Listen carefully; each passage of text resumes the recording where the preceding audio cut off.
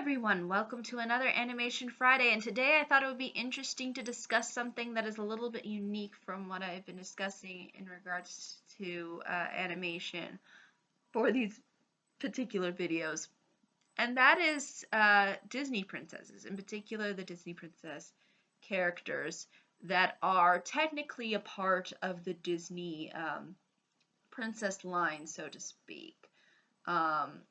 Now, this includes Rapunzel, Ariel, Snow White, Belle, Aurora, Mulan, Merida, Elsa, Anna,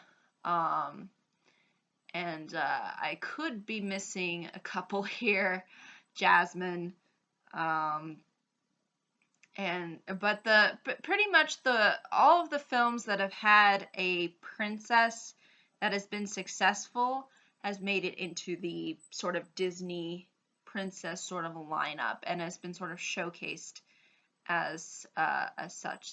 Cinderella, another one. We might be up to, I believe, over 11 at least now from what I can tell, but again they'll keep adding in however many more films they want to make with princesses.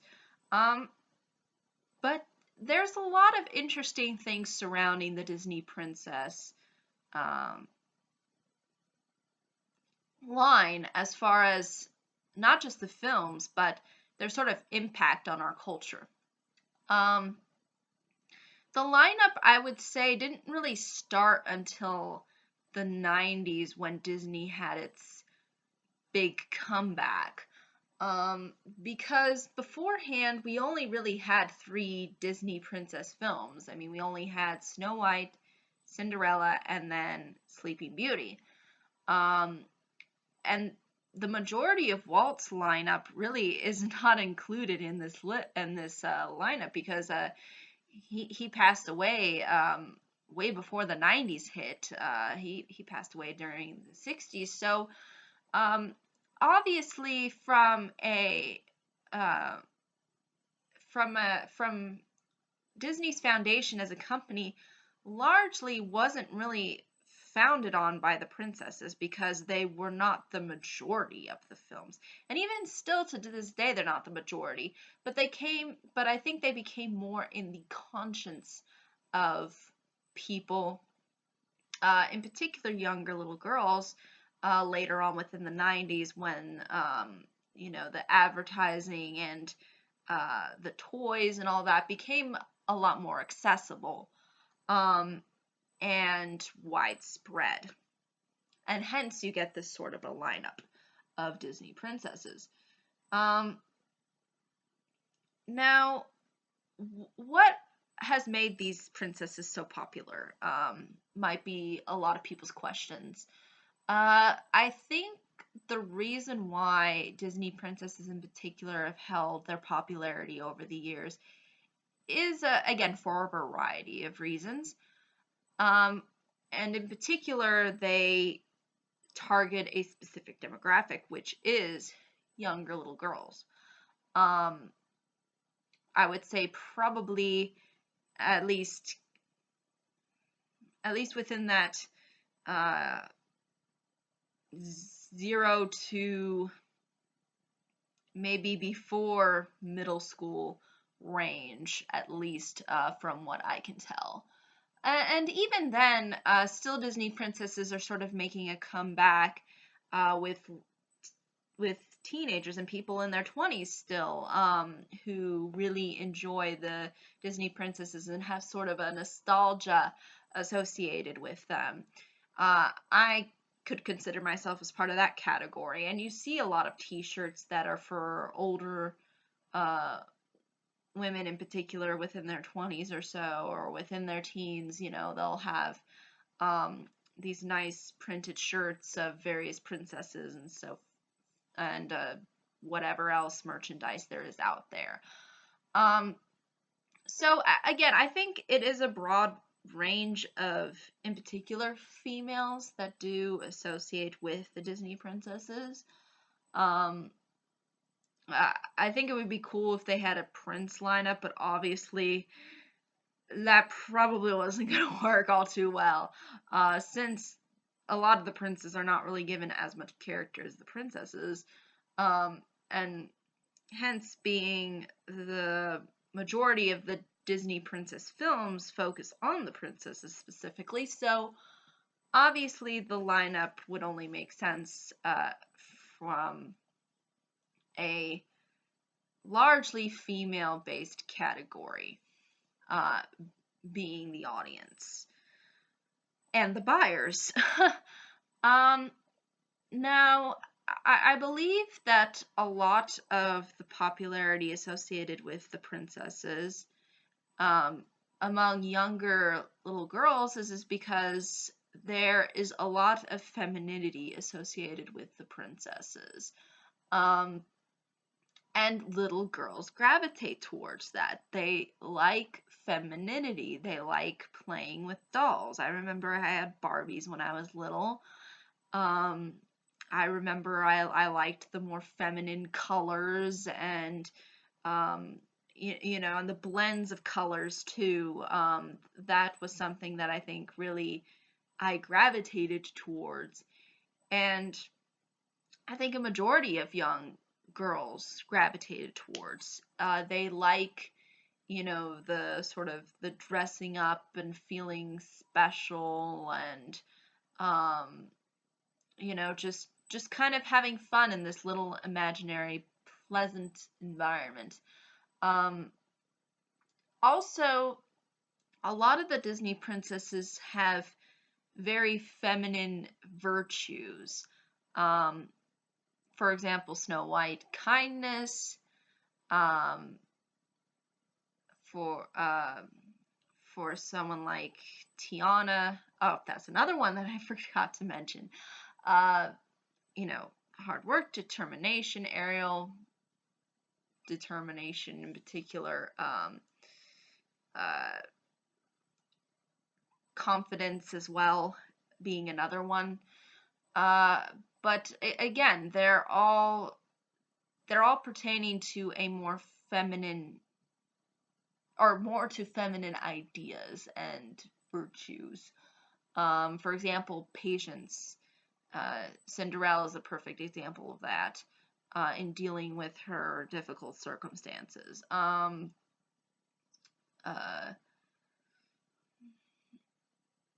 Jasmine being someone who sort of stands up for what she believes in, and those kinds of things can, I think, partially be associated with some ideals of femininity. Um, is it Are these princesses perfect? No. They're characters, and I think that's an important distinction people need to make. Um, and I don't like to look at things as role models as much as I like to look at things as characters, in particular when it comes to, storytelling and things like that. I don't look, it's the same with, boys looking at Spider-Man or Superman or Batman and saying, yeah, that's my role model. Um, uh, Instead of taking it from the angle that these are characters, um, these are from people's ideas. They're not designed to be these perfect, ideals. Although some of them maybe strive more so for those ideals, um, they're not designed to be, they're they're not designed to be these perfect blank slates. Because obviously there are various flaws with a lot of the princesses too. So again, that's what I think people don't distinguish and they don't think about when it comes to these things, and they think, oh, they're supposed to be role models, and then they get mad because one princess doesn't fit into whatever role model they think uh, a female role model should be, when that's not what the princesses are. They're characters. They're brought to life by stories. That's what they are. Um, they're not designed to be idols. nothing. They're just there to be good characters for girls. That's all they're designed to be. They're not designed to be carvings that you worship. So I think that's what people sort of forget when it comes to that. The interesting thing too about the princesses is that they've evolved a lot throughout the years. They obviously, the characters that we've seen in the earlier Disney princess films are not the same to a lot of the other Disney princess films. Pocahontas, another character forgot to mention, uh, being also a Disney princess. But again, they've taken different shapes and forms, and even different cultural backgrounds and things like that over the years. And I think that's rather interesting, and I think they all have something to offer. I don't think that one in particular is super horrible, and one is super duper perfect. I think they all have their um, uh, unique traits to them that make them stand out, maybe to some girls more than maybe others. And I think that works. And I think there's a lot of variety in the Disney princess lineup. As far as um, what is, as far as a lineup of characters is concerned, um, I guess what I would say too is that regardless of how they've changed over the years, I still think that um, there is something about them that I think really um, gets a lot of girls to be invested in them, and I think a lot of it has to do not only with just the femininity associated with them, but the fact that they could sort of relate to someone who is um, maybe given a certain amount of responsibility, but maybe not necessarily, complete power or control. Hence the title princess as opposed to queen, which I think is totally fine because I mean, little girls aren't supposed to uh, aspire to something that's not within their willpower. When you're a little girl, I mean, you don't want to be queen just yet. You just want to be a princess and have fun. So I think that's really the maybe the misconception that people have as far as the title. Um, and as far as just the way that they've been showcased over the years, and some people will argue whatever cliches they want to argue that exist within this princess lineup, even though they do maybe have their own cliche attributes to them. Regardless of that, I still think they're all interesting and they all have a different sort of perspective on things. And I think that ultimately works. Um, and obviously, there's going to be ones that maybe have more flaws than others. Um, however you choose to perceive them. Um, but I think ultimately, I think the good messages that come out of these films, in particular through their characters, I think outweighs more of the negative connotations that people have when they think of the Disney princesses, for the most part. I think a lot of what people bring up is just kind of, they'll just bring up very pointless, unnecessary, you know, arguments to have over certain things, instead of just embracing the femininity associated with them. I think in particular in this culture, at least now, we really put it hard on girls to really be feminine, um, and to sort of accept that femininity. Um, and we really put that pressure on them. And then now we're telling boys that now you got to go play with the girls' toys or whatever, and could become Disney princesses now. Um, which I think just totally doesn't work, because the boys don't want to go over to the princess section. They don't. And I think that's totally fine. And I think we should um, be more. I think we should just embrace more of the kinds of social norms that are just part of our development as human beings. And as children develop and as children grow, you see that they make their choices, and oftentimes it's not dictated by somebody else. It's just their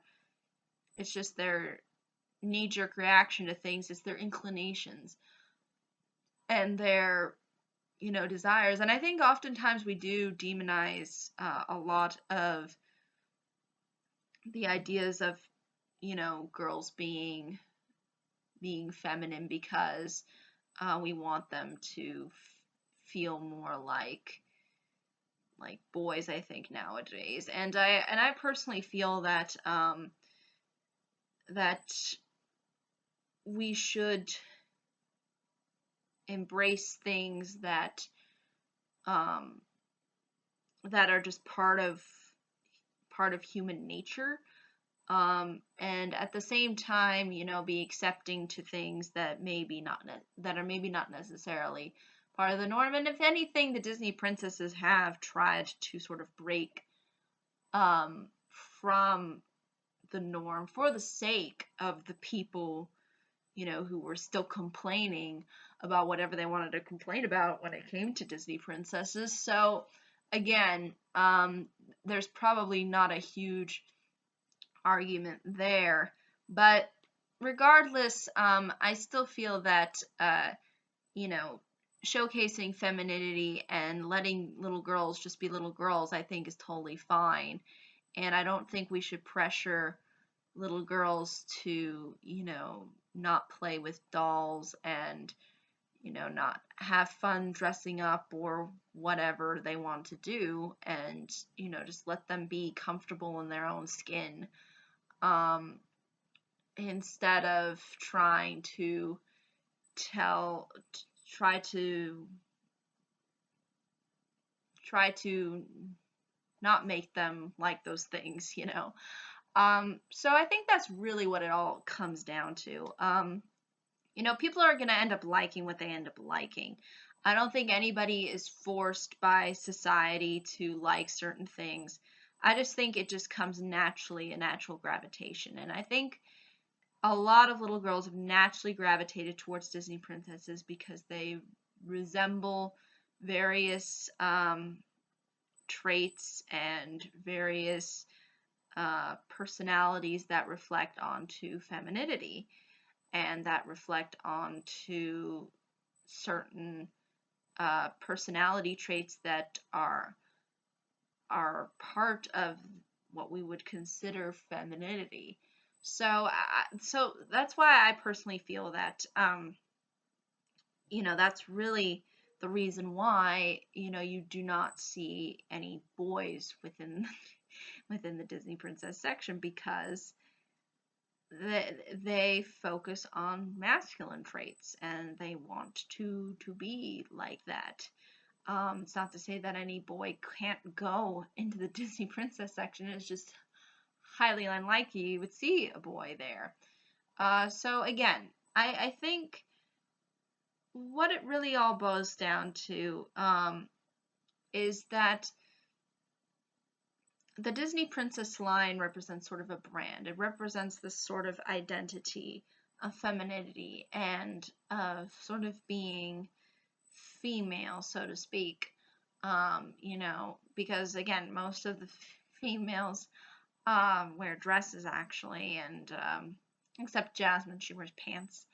But still, you know, they can have more of the feminine colors, and you know, there's more sparkles, you know, and things like that. So again, you just know looking at it that it is feminine by nature, and I think it's designed to be more of a positive um, outlook onto femininity rather than a negative one. Um, but I think also, you know, with the strengths of femininity, there's also the flaws. And this is what you get with the Disney princesses, too. You get maybe some naivete. You maybe get um, some maybe spoiled vain nature to maybe some of the Disney princesses. You know, they're designed to be characters. They're not gods. They're not role models. They're characters. The same when Batman is a character, you know, and Batman doesn't always do the right thing sometimes, and even Superman doesn't even do the right thing all the time. So, you know, there is dimension to these characters. They're not designed to be complete blank slates. Some of them might be a little bit more blank than others, but for the majority of them, I would say that their positive attributes and their good characters, or at least characteristics, outweigh their negative connotations that are associated with them. And yeah, that's just really my honest opinion. I mean, you can choose to not like whatever you don't like about the Disney princesses, but personally, I'm one of those people who says, you know, stop complaining about really pointless, you know, because a lot of the times I think the complaints about these princesses are just kind of pointless. Um, and you know, you can make that argument for a lot of other female characters that have been showcased within film, or other female characters that are not within Disney films and within other animated films. So again, it's just one of those things where I think people just take things way too personally and feel like it's an attack on them. And you know, just because a female doesn't act the way you act doesn't mean, you know, that person doesn't have anything to offer. So I think that too is another thing too, is they like to harp on the fact that, you know, some women like to harp on the fact that, oh, this Disney character is not like me. It's like, yeah, so what? She's not like you, big deal. So yeah, I think that's really what it all really boils down to. Um, and I think that's really um, the general criticism that I think comes out of them. But I'm sure there's tons of others that you can come up with. But I personally think that a lot of it is not, it's just complaining for the sake of complaining, and it's really first world problems when you really think about it. You know, if you're really complaining about Disney princesses, you know, you've got a good life. You know, if that's all you can complain about, you've got a good life. Yeah, I think that's really, though, ultimately all I can say about this topic. As animated characters, there's a lot of unique traits to them, both on a visual level as well as on a personality level. The animated films and their characters have inspired little girls all across the world, and that's not going to change. And I am totally cool with the Disney princesses, and I acknowledge that I like some princesses more than others, but that doesn't mean I'm going to harp on the whole idea or the whole concept of it. Because I think ultimately the whole concept is designed to be a good one and not a bad one. But yeah, I think that's really ultimately all I can say about this particular topic. But again, if there are any questions, comments, concerns, I'd be more than happy to answer them. Thank you so much for watching. I hope you all have a pleasant day, week, month, and year. And I hope to see you on the next video. Take care. Bye-bye.